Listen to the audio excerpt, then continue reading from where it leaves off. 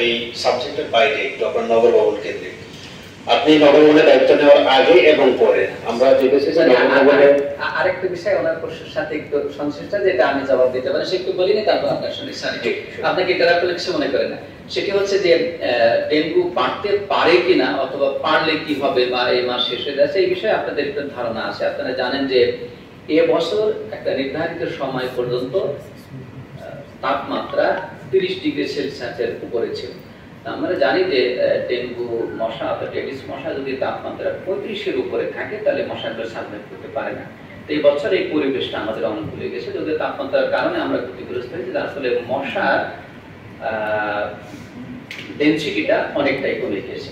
তো আমরা অত্যন্ত আশাবাদী আল্লাহর ইচ্ছায় এই বছর কোনো সমস্যা হবে না, আমাদের স্বাভাবিক কার্যক্রম আছে এবং কোনো প্রকার সমস্যা তাৎক্ষণিকভাবে আমরা রেসপন্স করি। ধন্যবাদ। জি, আপনারটা বলেন।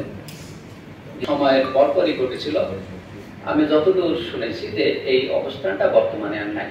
থার্ড বিষয়টা হচ্ছে যে আপনি যে বিষয়টা উল্লেখ করলেন যে একজনের সাময়িক বরখাস্ত আদেশ এবং তারপরে আবার তার জায়গাতে তিনি বসছেন, আমি যতদূর শুনেছি সাময়িক বরখাস্ত আদেশের বিরুদ্ধে মহামান্য আদালত একটা নিষেধাজ্ঞা দেওয়ার কারণে, নিষেধাজ্ঞা অর্থাৎ আমাদের সাময়িক বরখাস্ত আদেশটি স্থগিত করেছে।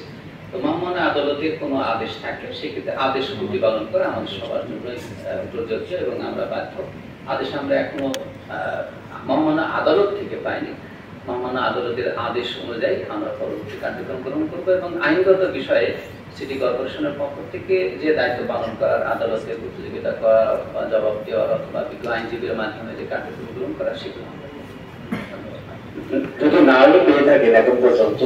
সেটা হচ্ছে যে আপনারা জানেন যে আদালতের আদেশ যেটা হয়ে থাকে অনেক সময় যিনি কনসার্ন ব্যক্তি তিনি দ্রুত আদেশ সংগ্রহ করে তার সাথে রাখেন, আর আদালত থেকে মন্ত্রণালয় হোক আর যে কোনো প্রতিষ্ঠানে হোক অফিসিয়ালি আদেশটা একটু সময় লাগে, এই 2 দিনের মধ্যে একটু ভেরিয়েশন হয়।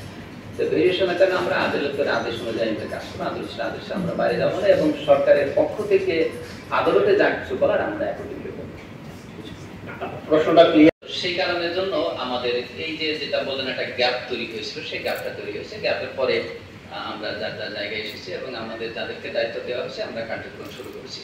কার্যক্রম এখন আমরা সামনে এগোতে চাই, আমরা পিছনের বিষয়গুলো নিয়ে আর থাকতে চাই না, আমরা সামনে এগোতে চাই যাতে আর কোনো অনিয়ম সমস্যা না হয় এবং হওয়ার বিষয়গুলো যদি কোনো আমাদের সিটি কর্পোরেশনের কর্মকর্তা কর্মচারীগুলো শৈথিল্য থাকে সেগুলো আমরা দূর করতে চাই।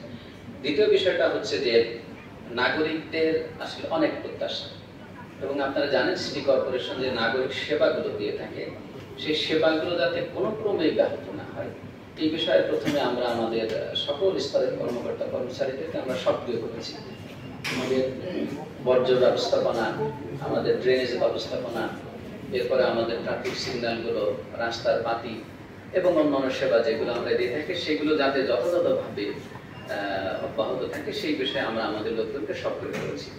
এরপরেও যদি আমাদের আরো কিছু করণীয় থাকে ইনশাআল্লাহ আমরা এর সঙ্গে নিয়ে আমাদের সকল সহকর্মীকে আমরা চেষ্টা চালিয়ে যাবো। ধন্যবাদ।